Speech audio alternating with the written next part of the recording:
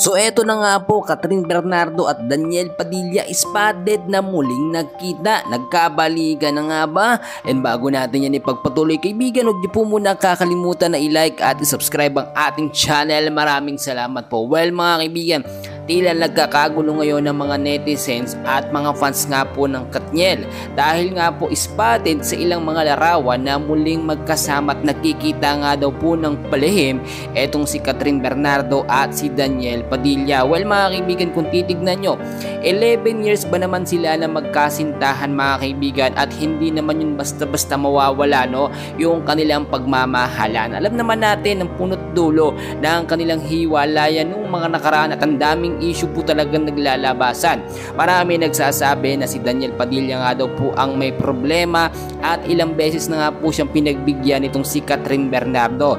At alam naman natin mga kaibigan, si Catherine ay sobrang mabait po at sobrang mapagpatawad na kahit ilang beses ulit-ulitin itong si Daniel Padilla ang kanyang panloloko at pambababae na hindi naman po na isa sa publiko, but still pinagbibigyan pa rin po siya ni Catherine Bernardo.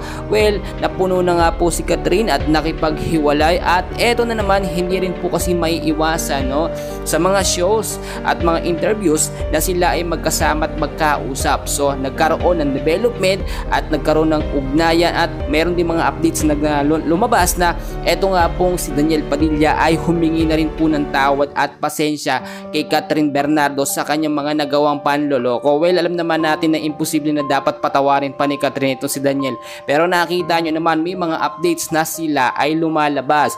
May mga fans naman nagsasabi na ito nga daw po yung mga lumang larawan at dati pa no, pero meron din mga nagsasabi na ito'y bago at talagang totoo silang nagkikita.